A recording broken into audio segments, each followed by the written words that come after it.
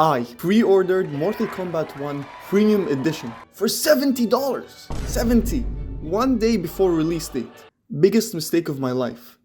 I mean, how can I control myself when Homelander and Omni-Man were leaked? Look at how cool this looks, look at this! And now 77 days later, the game still runs poorly. I meet all the system requirements and more, but the game was just not optimized for PC. It works perfectly on PS5 and Xbox Series XS, whichever it is, and PC players are yet to receive a good patch that will fix this. To be fair, the game is playable after spending 2 hours following YouTube tutorials, but only playable with bots, because the online in this game simply does not work. It just doesn't work. I tried to hold on for 70 hours in denial, I just kept looking for a match over and over again, only to play 1 out of 20 matches, and the rest counting as a loss on my record.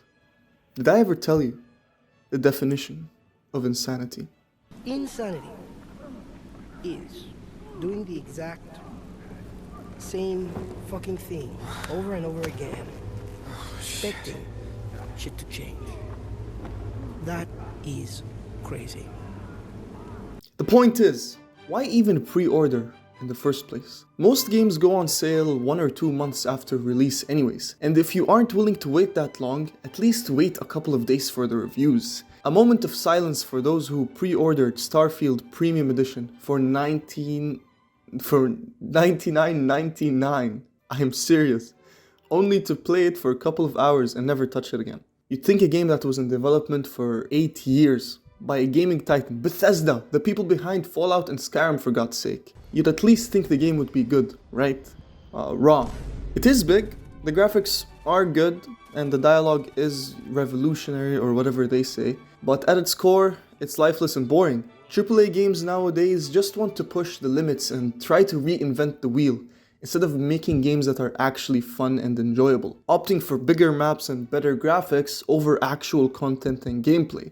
So either no one can run the game without a NASA PC, or no one can run the game without a NASA PC and the game is unfinished. I'm looking at you, Cyberpunk. Look guys, I get it. You want to ride the hype train. Look guys, I have the new game on release. I'm so cool. Come on bro. We live in 2023, an age where AAA game studios no longer care about the players. They just don't. Or even the games they are making. The hype train. Remember No Man's Sky? Teased in 2013 as the biggest game ever made. Like ever. A real-life galaxy with billions upon billions of planets, each one being different from another, where you could run into other players randomly along the universe and the galaxy. That sounds awesome, man. Who wouldn't be excited about that? It sounds revolutionary. So you could pre-order the regular edition for $59.99, the limited edition for $79.99, and the exclusive edition at an outrageous $149.99. And when the game finally did release, you see, the hype train is a double-edged sword. Yes, a lot of people found out about No Man's Sky and pre-ordered it, but at the same time, that set the expectations extremely high. And to no one's surprise, the expectations were not met. Yes, there were billions of planets to explore, but they were all artificially generated, so technically there's infinite, as long as the computer can generate more. That's no different from Minecraft worlds and Minecraft seeds. This is false marketing. Since all the words are almost identical to one another, none of them stand out or is special. The world is dull and the assets were reused in each planet. Look guys, this planet is red and the other one is green. Not to mention that most of the features promised in the game were nowhere to be found on release. And the cherry on top is that they even lied about the game being online. Will I get bored playing this game? Yeah. Can I teleport back to my ship? No. Will the game be fun? No, it's not.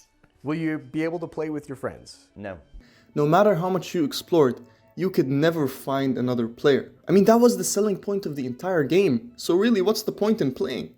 In 2018, 2 years after release, the developers posted a letter addressing this, and now the game is considered actually good. But after what? The player base and the hype have already died, and the reputation of the game and the developers have been ruined forever. This is literally the same thing that happened with Starfield. These games need time to actually be good. These days games are published unfinished because they can get away with it. You know why is that? Because you keep pre-ordering. It took 4 years for Cyberpunk 2077 to be a quarter of what the game was promised to be in 2022. Yes, the game is decent now, but again, after what? Not to mention that even if the game is good, only a small portion of people with very powerful hardware can support and run the game anyways. Do you see the pattern here? If you do see it, then good. But unfortunately, that is a topic for another video, guys. I need videos, I need views. Look, guys, I am not the anti-fun police, okay? You can pre-order whatever game you want. Just think about it before you do. The reality is, I'm just trying to project my trust issues and insecurities onto you. Do you even like me? Just remember, if it sounds too good to be true, then it probably is.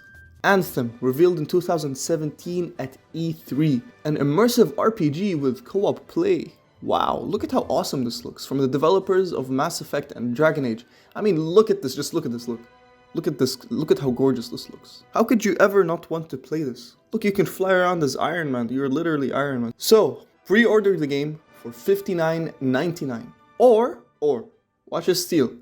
Get the special edition for $79.99. This edition includes a demo. What? You want to play the demo before paying full price for a game? Please, get with the times, okay? Can you guess what happens next? I'll give you 5 seconds, go ahead. Guess what will happen?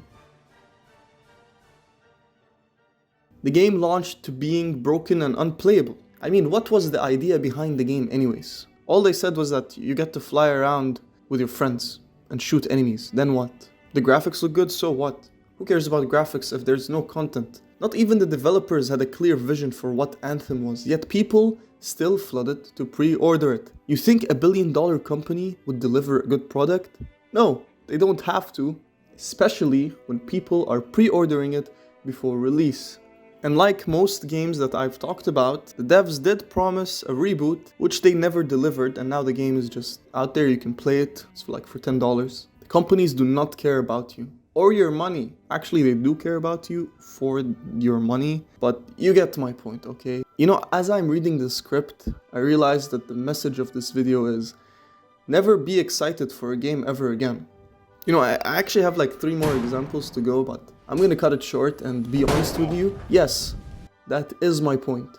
Especially with the current state of the industry, there's really no reason for you to be excited or pre-order a AAA title. You should start being excited for indie projects. Hades 2 will be released soon. You know, passion projects. My cat is eating and is disrupting my recording, but it's fine. I will just shut up and wait for him to finish eating.